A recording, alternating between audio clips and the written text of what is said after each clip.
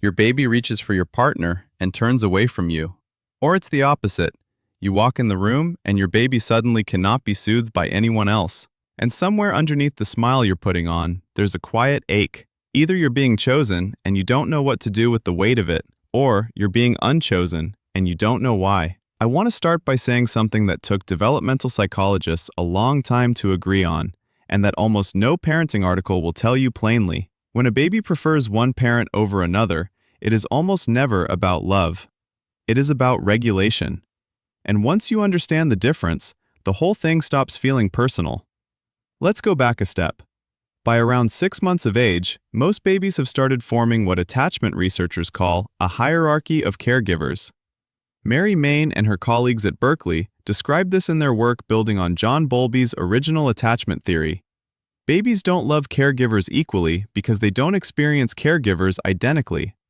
They experience each one as a slightly different kind of nervous system, a different rhythm, a different feel of safety. And when a baby is in distress, their brain reaches for the caregiver whose nervous system has, in the past, brought theirs back online the fastest. That's the preference. It isn't a verdict on you. It's a memory. So when your baby cries and reaches past you for the other parent, what you're seeing isn't rejection. You're seeing a brain that is trying to get regulated as efficiently as possible, and it's pulling up the file that has worked before. If your partner has been the one doing most of the bedtime routines, or most of the feeds, or simply happened to be present during a few highly dysregulating moments where they helped the baby come back down, that pattern got encoded. It became the express lane. Here's what's fascinating, though. Researchers have found that the preferred parent isn't always the one who spends more time with the baby. A study from the University of Cambridge looking at attachment behavior in toddlers found that quality of co-regulation predicted preference more strongly than quantity of hours spent. Meaning, a parent who is fully present for 45 minutes a day can become the preferred parent over a parent who is physically around for 10 hours but emotionally somewhere else. Your baby is not measuring your love. Your baby is measuring, in a pre-verbal, body-based way, who feels like landing. Now there's a second layer to this, and it's the one most parents miss. Preference isn't fixed. It rotates. Around the 8 to 10 month mark, you'll often see a baby suddenly switch. The parent who was previously preferred becomes the one being pushed away, and vice versa. Parents panic when this happens. They think they did something wrong.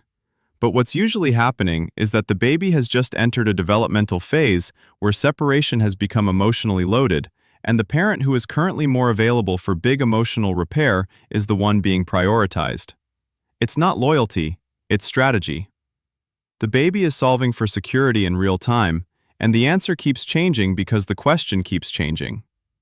The next part is the one most parents completely overlook. The reason this matters so much is what happens inside the parent who is not being chosen. Because here's the truth nobody says out loud. When your baby reaches past you for the other parent, something tightens.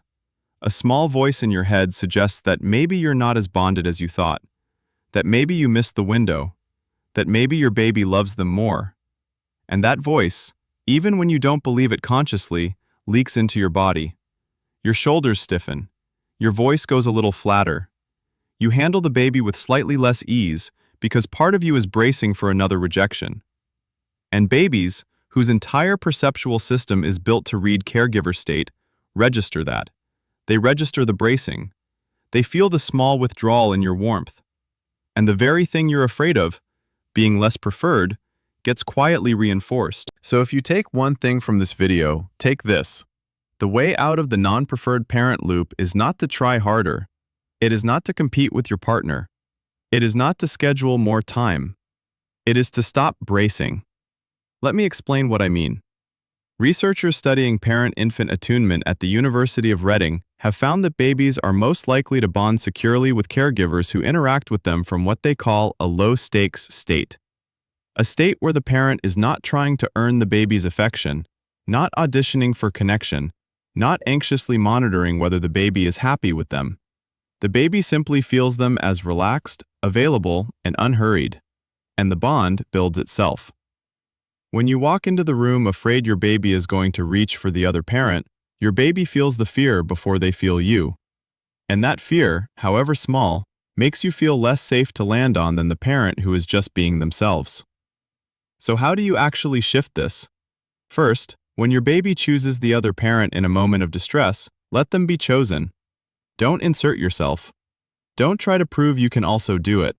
The act of letting your partner regulate the baby in that moment without competing is itself a form of regulation for your baby. It tells them the system is working. The grown-ups are not in a contest. There is plenty of safety to go around. Second, find your own ritual. Not the bedtime, not the bath if those belong to your partner. Find something else. The morning wake-up, the walk after dinner, the 5 quiet minutes after the diaper change where you just lie next to them on the floor. Babies build preference through repetition of regulating moments. You don't have to take territory from your partner. You just have to plant your own. Third, and this is the one almost no one will tell you, let your baby see your face when you're delighted by them. Researchers studying what they call positive affect synchrony have found that the spontaneous, unforced expression of joy from a parent is one of the most powerful predictors of the baby's eventual emotional bond. More predictive than soothing skill. More predictive than feeding. The face that lights up when the baby walks in is the face the baby's brain learns to associate with the felt experience of being loved. If you've been bracing, that face has probably been a little tighter than it used to be. A little more guarded. A little less free. Let it loosen. Let your baby see how much they delight you, even on the days they reach past you. Especially on those days. And here's something I want every parent on the unchosen side of this to hear clearly. The phase will end. It almost always does. The baby who pushes you away at 9 months is often the toddler who climbs into your lap at 3 years old and refuses to get off. The one who cried for the other parent every bedtime can become the one who only wants you when they're scared at school. Preference is not destiny. It is a snapshot, and snapshots change.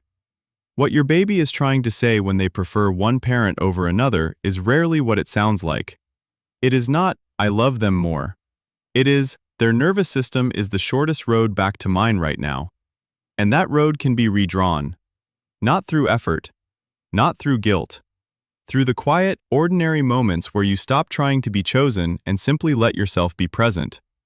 You are not in competition with your partner. You are not failing your baby. You are in the middle of a relationship that is being built one regulated moment at a time. And the moments that count the most are the ones you are not measuring. If this helped you understand what your baby is actually telling you, consider subscribing. We release new videos every week about the hidden world inside your baby's mind. And if this one landed for you, a like helps other parents who are quietly carrying the same question find this channel.